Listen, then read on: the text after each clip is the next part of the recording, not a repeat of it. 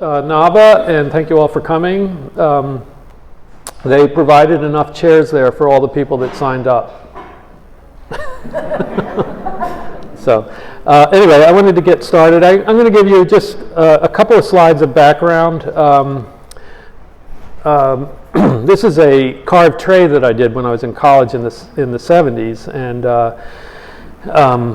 you know, I was in the furniture program at Rhode Island School of Design, and my training really before that in high school, I had a fabulous art teacher, Claude Falcone at Pencrest High School, and my brother George was in that program, and Ivanette. Where's Ivanette? Somewhere in the back there. She was in my class too, and this is the first time I've seen her in 55 years, so that's pretty cool. But we had this teacher, Claude Falcone, and he made art a major. He took it 5 days a week. It was really intense, and it was just an incredible thing. And so, you know, we got trained in lots of different areas, including, I think, I did some wood carving back then, but, you know, it was visual art and so on. But so when I was at RISD, you learned in a furniture program how to create, construct things, mortise and tenons, and you know there was all these hoops you had to jump through in order to be able to create a piece of furniture, right? So there's the idea, design, and then there's the engineering, which is drawing out all the joinery, and then there was the making. And the first goal was to, at some point, make a piece that was exactly the same as the drawing. It was a challenge because it didn't come out that way. You know, you either cut a piece of wood too short or you changed your mind at some point, but you know, it was just part of the process of it. So this isn't typical of the work I was doing there, but I really enjoyed it. It's a carving. It has bilateral symmetry on a vertical and horizontal axis, and it's one of my favorite pieces from then. And it's kind of interesting too because I've kind of returned to carving, and initially I got away from carving and I got into more of the constructing. This is a table that I made that's an example of what I tried to do after doing these drawings and making the piece exactly the same. It was, how can I be more spontaneous about the design? I did not want to commit to do the drawing because there were things that I could develop, ideas that I could develop while making. So I was trying to integrate the two. And so for a table like this, it's important that the joinery of the legs and the rails around it all be at the same height and all that. So I had to draw it out a little bit, but then I had the flexibility of being able to design as I was making to do the legs, the rest of the legs.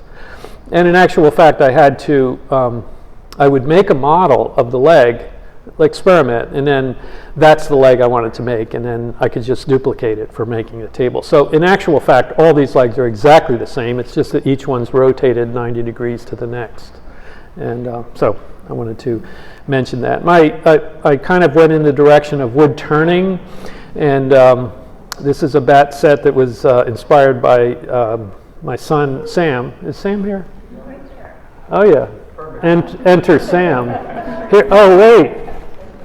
I bought one of these for Simona. And she has one. She grabbed one off the rack. I'll return this one. But she was chewing on this. No, okay. And that's our granddaughter, Simona, who's one. And back to the story, turning, right? So turning is a very, like making a bowl is turning, making a spindle is turning, and I got bored real quick with that. Most people don't, fine. I appreciate a beautifully turned bowl and so on, but it just wasn't for me. I like ideas, I like changing things. So Sam, the father over there, he came running out to the shop and wanted me to turn a bat that had a little hollow in the end, and I was sort of busy, but he persisted and I did it. And then afterwards I saw it as I'd never made a bat before, but I thought I could do this, create illusions, right? So, you know, looking like a bat was hit by a ball or something like that, and turning became a part of my life, a big part of my life.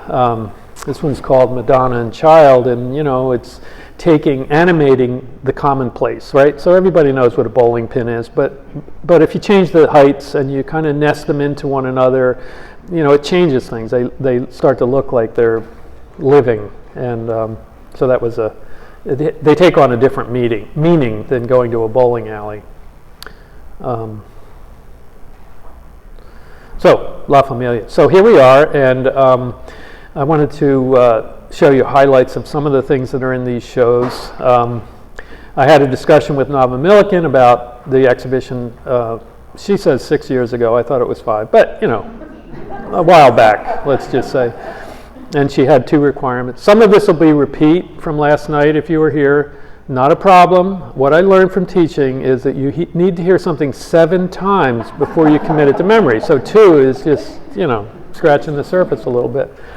She's required that the show have a theme and that all the work be new. And that was, I'd never been faced with that before, but, I was up to the task and came up with this idea of family, La Famiglia. And but interestingly about this show is that I made all of the pieces in here sort of group by group, photographed them, wrapped them up, labeled them, put them away, and I haven't seen any of this work in 2.5 years or more. Some pieces more than that. So it's great to see it all together and to have this opportunity. One of the things that in my vast research into early 20th century immigration, this is the extent of it actually, this picture here, which shows you an aerial view of a bunch of people with hats on, right? And then here's people coming in, immigrating, and they all have hats on, and I thought that was really interesting. So when I came up with this idea of the Ellis Islanders, I thought, okay, they need to have a hat, and they're all different hats. This is a series that's over here, made out of holly. And they needed the noses, like the 2 big features are the hat and the nose. There's no expression. They're all sort of, there's nobody smiling, there's nobody frowning. There's one little character that has doing this, if you look at me.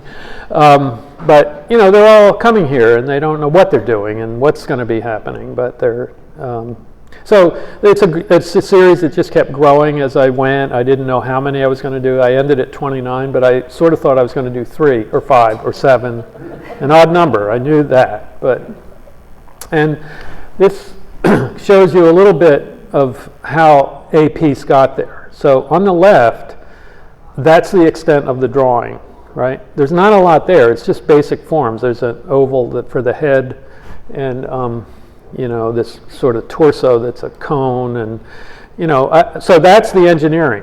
So I had to do that so that I could draw these lines that go through them to figure out where the centers are at the top to do it. And I've done a lot of this stuff, so it's kind of second nature to me to do it. So they're also moving back and forth in the axis that you can't, or in the plane that you can't see. So that head is moving to the front right, and the torso part is to the back left. So they're kind of going together like that. And then you can see part of the turning process for the first section a little bit more fleshed out, and then the last one as the finished object. And same with this one. The sketch is a little bit lighter there, but you kind of get the idea. These 2 photographs are done with the piece on the lathe, so it's actually horizontal when I'm doing it. You can see the headstock at the top there.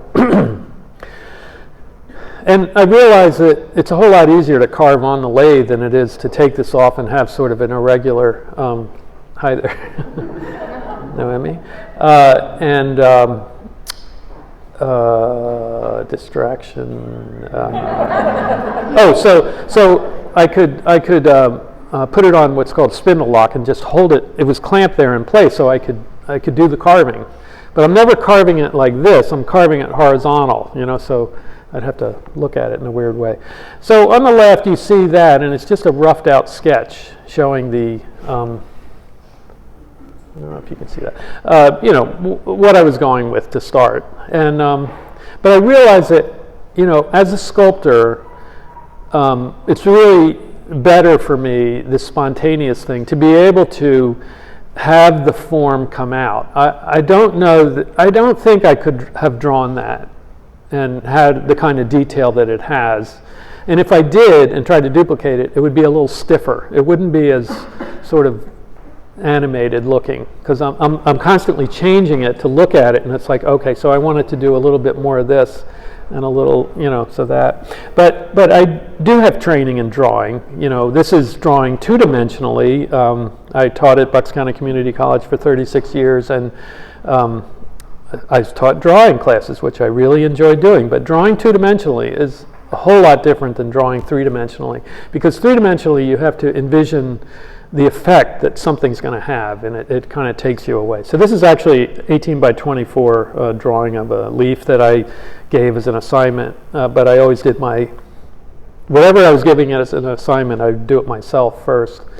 And this one is another one, 18 by 24 of a spoon in a glass, a modeled glass. So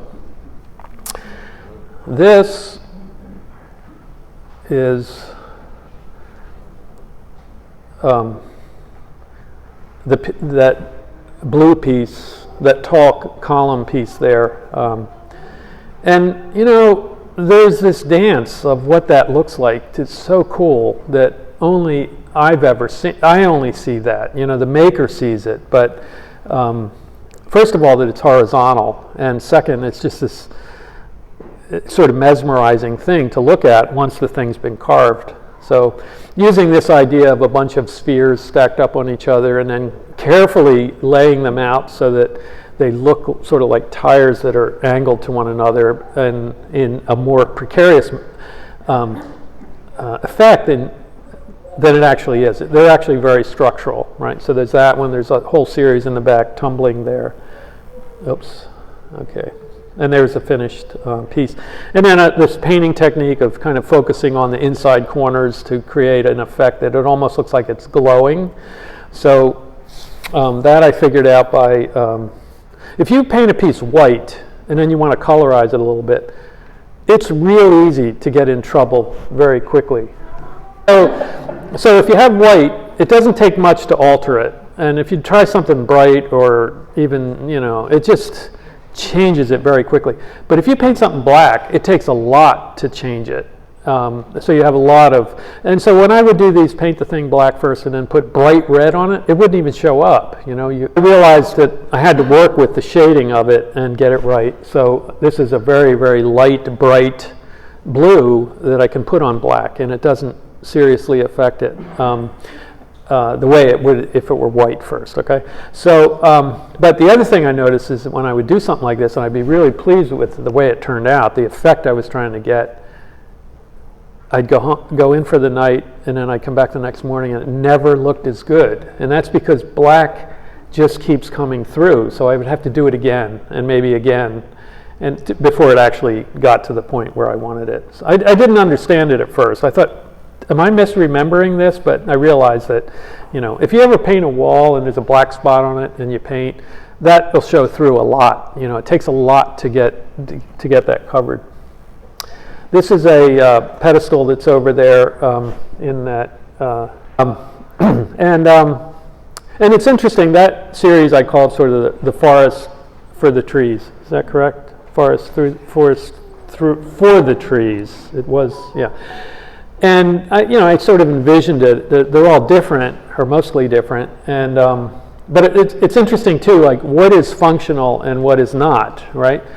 Like the tall column is sculpture. That's not functional. But if it has a flat top, it's functional. You can be as sculptural as you want it down here. It's got a flat top, so it's a pedestal or a table or something. And if it's slightly dished, then it's a stool, so you can sit on it. That's all. That's it. It's very small separation. So sculpture is throughout all those pieces, but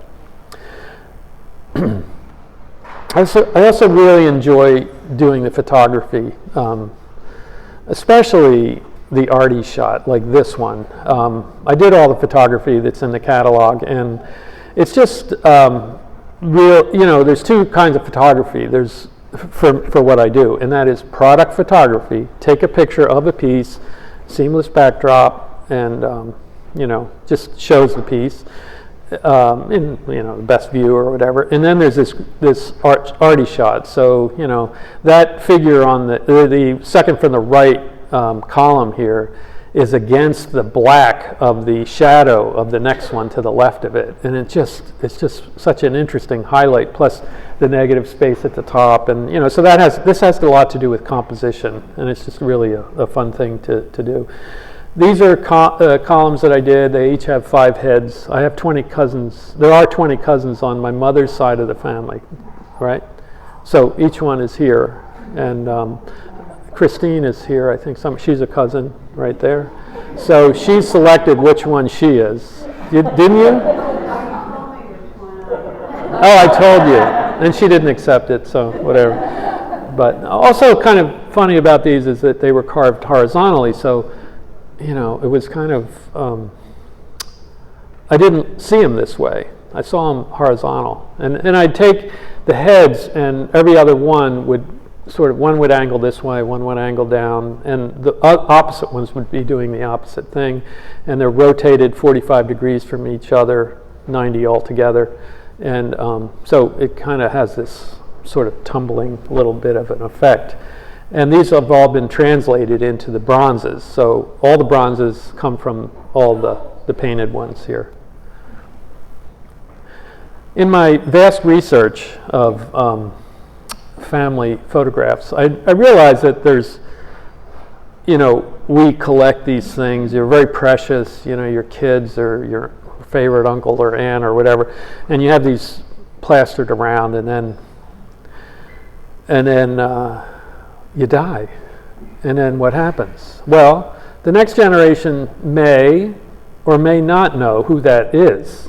And we've been faced with this, my wife and I, getting this whole box of photographs, and well, I don't know who that is, so that was in one pile, and I know who this is, right? Unless the names are on the back. This is something to think about if you want to be remembered for the generation after the one, And but you can buy history. Like this was on Etsy.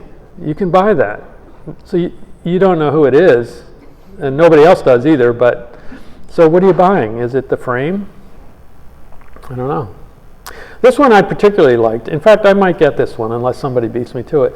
So here's this, folded down in the upper right corner. There's this gate, and there's this, dude, and then you can close the gate. Now you're not shutting him off because it's almost like he's in jail, right? With those, it's not a solid door.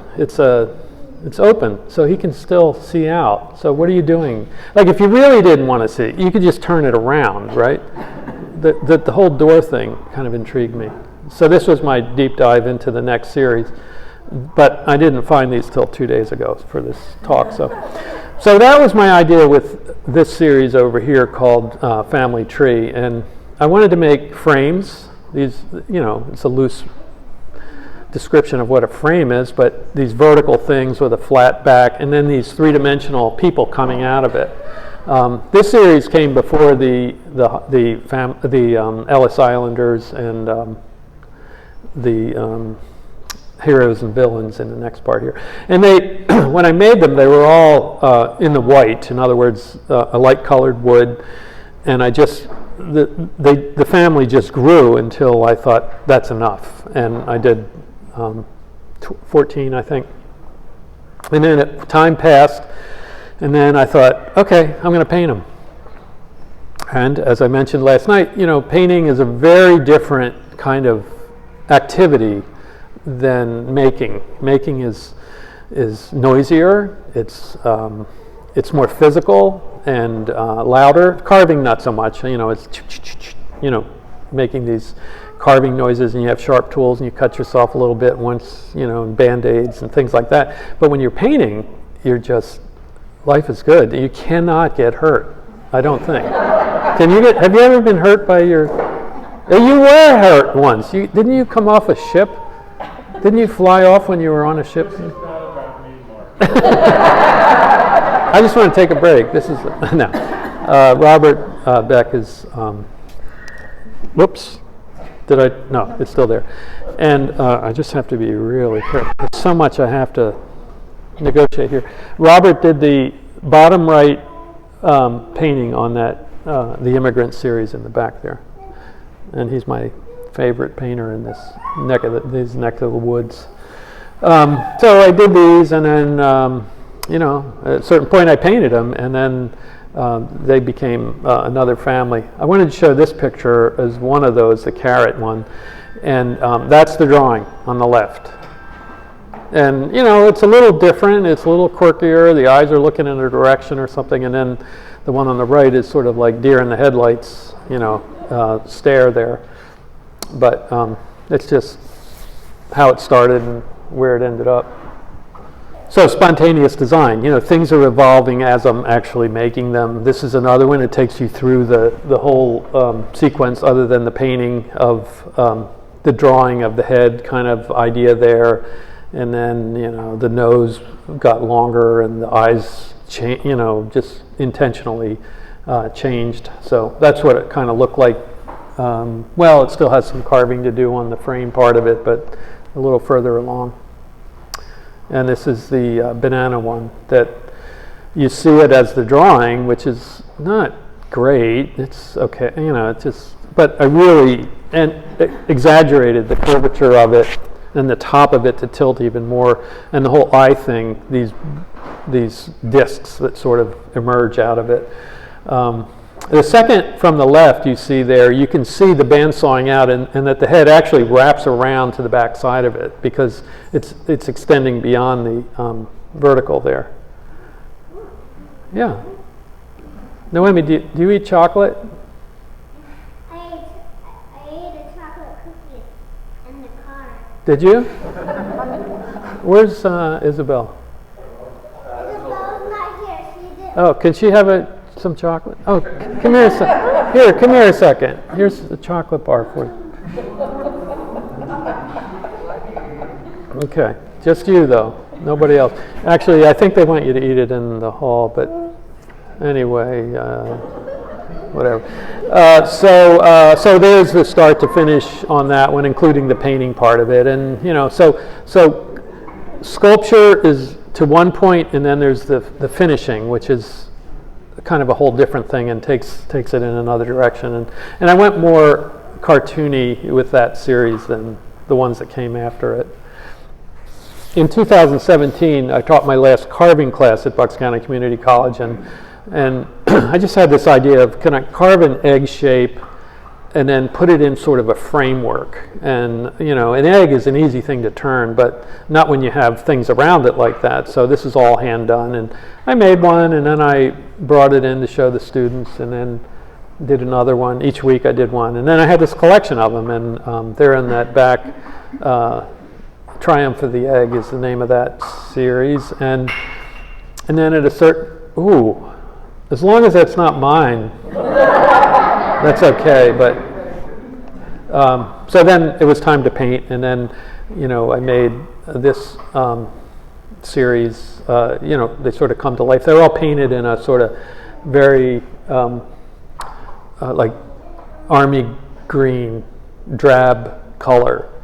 And then I go with this more intense color that I can have it collect on the inside corner, so it gives it kind of that kind of glowing effect. The immigrant, this was let me just go back. I came up with the theme of family, and Nava wanted me to do something, suggested maybe something collaborative, and I didn't want to do that because it would be all about collaboration. I've collaborated with people since the 80s, but then once I had it established, I thought this would be a great way to have people involved. So behind me you see there were 45 artists that made a 4-inch by 4-inch drawing or painting of their immigrant, and then 2 sentences about it. So around each of these you'll see these, you can read about them. They're also in the catalog, you can check them out there too.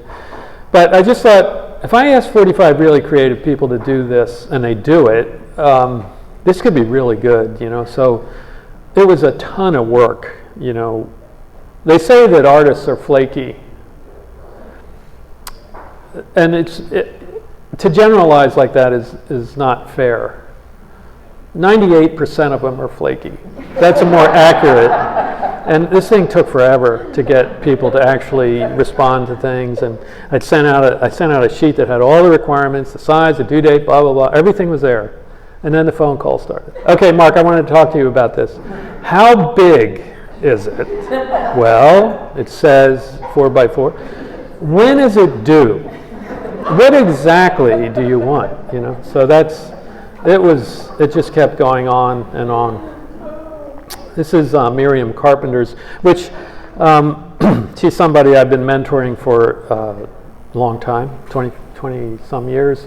She has some pieces in the companion show over here to her carved feathers. She's just an amazing artist.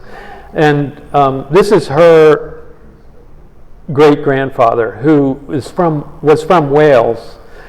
And he worked in a coal mine in Wales and came over at a young age to work in a coal mine in Pennsylvania. But because of our labor laws, he couldn't work in the coal mines. So he went back to Wales to keep working in the coal mine until he was old enough to come back and work in the coal mines here, which I thought was pretty interesting. And then he got into music and tuning pianos and playing pianos, and then he died of black lung at 78 in Oil City, Pennsylvania. This is Fabienne Garcia, who's immigrated to the United States from Puerto Rico in '79. I asked her to translate that,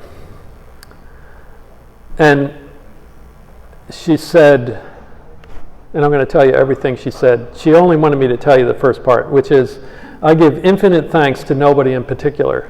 That was the translation. And then she wrote, and she didn't want me to say this, no deep meaning, just a lazy ass and bitchy retablo. No need to translate. So now you know everything I know about that. This is Isabel Mattia and Alphonse Mattia. Isabel's not here, but she was here last night, and she is around. She's here. She's back. There she is.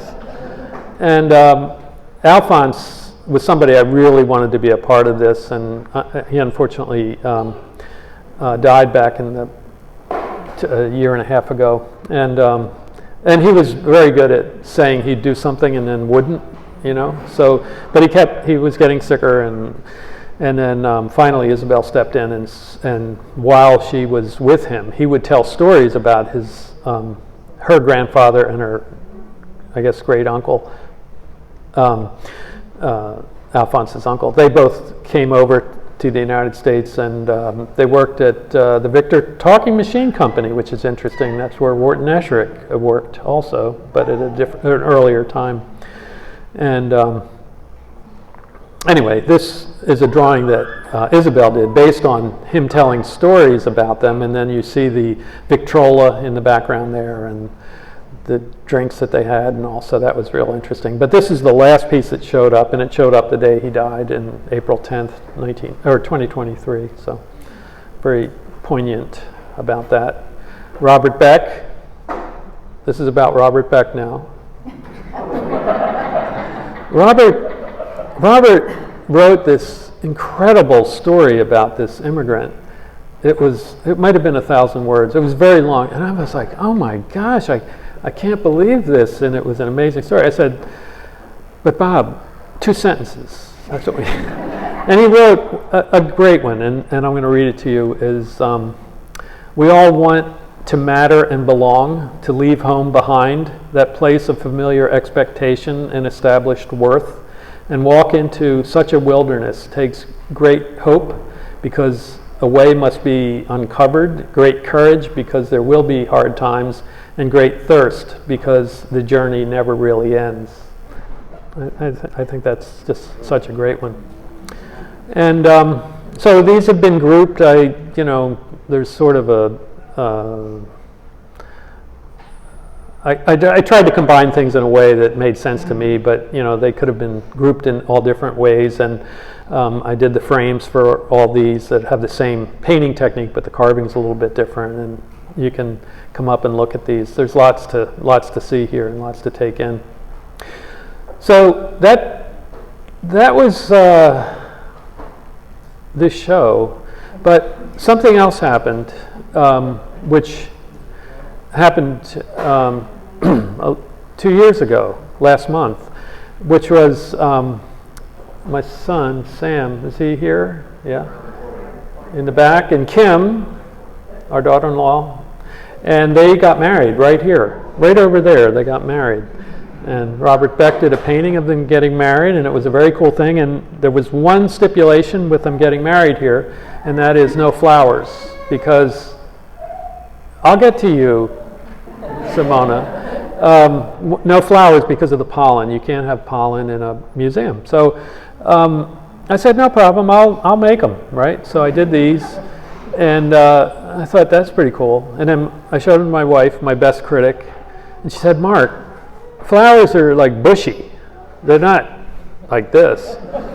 And I said, oh, okay. Well, these are this way, and then the others will change. And, you know, I didn't know what I was doing, really, and they're all bamboo skewers that are, and then here they are getting married. And there are the flowers that are on the pedestals that are in the back there, two of those Douglas fir pedestals. And then Sam, you can almost see it, he's wearing the boutonniere, it's this big, a tiny little boutonniere, and that's on the left, and on the right is Kim's bouquet. And then these are little pins for the wedding party. So that was a whole lot of fun. I thought that would be neat. And then I said, Nala, I got a new part here, it's flowers. And she said, good, the show is complete, so no flowers. And I'm like, okay, but I had this idea. I thought, I'm not done. I mean, I'm just having so much fun here. These are all made out of holly. And so in 6 weeks, there's a show at the James A. Michener Art Museum called The Flower Show. And I just went to town making flowers and more flowers and challenging myself with new designs every few days, you know, and I made all these up. And then this is a picture of some of them. And I did this because I had these boxes of flowers, and I thought, well, I could just use them up, and I used them up on all the bouquets that you'll see in a second. And then it was, I need to make some more, but what did they look like? And I only had these kind of artsy, or product photography shots, and they were angled different ways, so I couldn't really tell what they looked like. So I decided to do this, to take this picture, and it shows the end view of this carved and turned and carved effects. And I realized if you just have a thing and you put a stem on it and it sticks in something, it's a flower. It doesn't have to look like a flower. And some of them, you know, the upper left, there are a few that kind of look like they could be a flower. This one in the lower left, if you tilt it, turn it sideways, it's lips, you know. But so here it is. I mean, you know, bending these things, and it's the animation is the stems, and I made these. These are brass stems for all of these, and then I started making bigger ones. These are 3 feet tall and 5-inch diameter flowers. And then I took a picture of those, and that's what they look like from the top view. And I just, again, as a photographer, I just really got into this. So in the catalog, that's one page, and then this is the next page after that.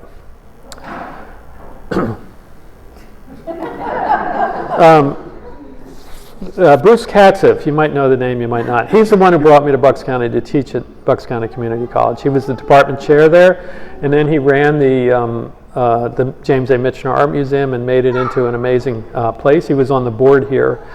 And he called me and he said, Mark, I'd like to come over and do a portrait of you. And I said, oh, great. So I figured maybe I could use it in the catalog, you know. And he comes over and he said, okay, I want you to stand here and look straight ahead. And he starts taking these pictures. And I'm like, don't turn, just, and I had no idea what he was doing, you know. And he goes, well, I do this facial mapping. Okay. And then he said, I have to construct it and I'll put it together. And I said, I really want to see it. And he said, okay, but most people don't like it when they see it. But I like this one. It's, so I'm looking at it's just kind of, anyway, that was kind of fun. And this is the painting that Robert Beck did of me working in the studio, which I really like. And, it feels like me being there doing the carving. I'm actually working on that green column on the lathe there. So there's this companion show next door here, and it's called Inspirations, Influences, and Collaborations. And I have some of my work in there. This is a very early collaboration with Robert Dodge, a painter back from 86 or 87, I think, called Bugs and Thugs. It's a large turn thing. And this was really not accepted on two levels back then. First of all, it was painted. And second of all, it wasn't about, it wasn't about wood, and it was sort of a comical thing, and everybody back then, it was brown round. It's brown, natural finish, how clean is it cut, and all this kind of stuff. And and it's a collaboration. None of those things were too much of a part of it, but that never deterred me. This is a collaboration with Michael Hoslick done in '96. Michael was making these teapots, so on the legs, a teapot. And then I thought, well, I'm going to make it into like a trumpet, and called it Trumpot, and painted it orange. In 1996, this is, I've always been very forward-thinking in my work here. So that's in this exhibition too. I've kind of highlighted the work of a couple of people in particular. Alphonse Mattia, I mentioned earlier. Isabel's here. Noemi, his granddaughter, is here. And Roseanne, the grandmother, and used to be married to Alphonse. And this is a piece he did at PCA, University of the Arts, in the 1960s. It's in the show here. He was just an amazing creative person, and he grew up in Philly. There's Noemi running through. She had her chocolate, so she's wired now, even though it was milk chocolate. That's a piece on the left. Drawers open, and then there are drawers behind that, and that's a jewelry cabinet on the left. His Architect's Valet, my favorite of the valets that he did. The one in the exhibition here is Mr. Potato Head, which these were in an exhibition, not this one, but Mr. Potato Head, in an exhibition at the Helen Drutt Gallery, one of the few wood exhibitions she had in '86, I think it was. And then another person is Stephen Hogbin, who really got me thinking about what a turned object is, and he made that egg cup. There is not that one, but one like it in the show, and this other one where he would do a turning and then cut it in half and then glue the top edge together to create something that's totally different. And this is Simona. Where's Simona? Oh, it's like me last night at the dinner. There was somebody, Patricia came and gave me this. Look, Simona. Look, that's you. Yeah, that's you. Okay.